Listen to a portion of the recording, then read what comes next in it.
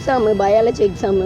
எப்போவும் எங்கள் அம்மா தானே எக்ஸாம் துளுர் பூசிடுவோம் எழுத சொல்லி. இன்றைக்கி எங்கள் அம்மா இல்லை, இருந்தாலும் நான் எக்ஸாம் எழுத போகிறேன். எனக்கு ரொம்ப ஃபீல் பண்ணேன் அம்மா இல்லாமல். எப்போவும் எங்கள் அம்மா தான் எனக்கு துளுர் எடுத்து பூசிட்டு சொல்லுவாங்க, இந்த மாதிரி எழுதி நல்லா எழுதணும். ஸ்கூல் முடிச்சு வந்த உடனே கேட்கும், என்ன நல்லா எழுதினேன், எக்ஸாம் எப்படி எழுதினேன், படித்தாதான் அப்படின்னு சொல்லும். எனக்கு அம்மா இல்லாமல் ரொம்ப கஷ்டமாக இருக்கு எனக்கு. என் பேர் காவியா. நான் வெட்டாக்கோட்டை ஸ்கூலில் அரசு மேல்நிலைப் பள்ளியில் படிக்கிறேன்.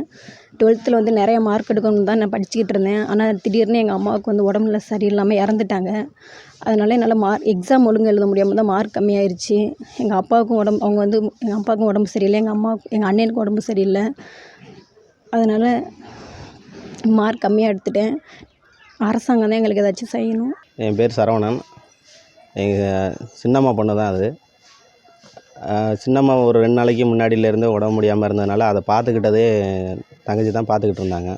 பார்த்துக்கிட்டு இருக்கும்போது திடீர்னு இறந்துட்டாங்க. காலையில் திடீர்னு இப்போ எக்ஸாம் அன்றைக்கி காலையிலே திடீர்னு இறந்துட்டாங்க. தஞ்சாவூர் கொண்டு போனோம், திடீர்னு இறந்துட்டாங்க. அழைச்சிட்டு வந்துட்டான்.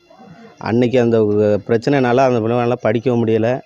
இந்த முடியாமல் இருந்ததுனாலே அந்த பொண்ணுக்கு கரெக்டான படித்து நல்ல முறையில் மார்க் எடுக்க முடியலை.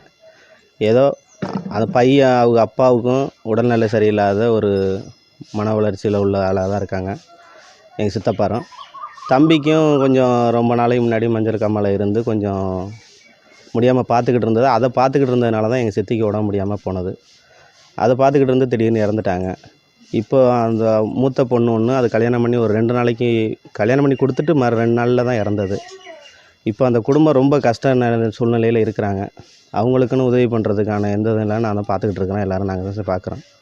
இருந்தாலும் அந்த பிள்ளைகளுக்கு ஒரு அரசு மூலியமாக ஏதோ உதவி செஞ்சு அந்த படிப்புக்கு ஒரு உதவி பண்ணி அந்த ஏதோ அடிப்படையாக ஒரு உதவியாக ஒரு வேலையை எதுவும் ஏற்பாடு பண்ணி கொடுத்தாங்கன்னா தமிழ்நாடு அரசுக்கு ரொம்ப நன்றி தெரிவிக்கிற மாதிரி இருக்கும். கொஞ்சம் பார்த்து அதுக்கான ஏற்பாடை பண்ணி கொடுங்க.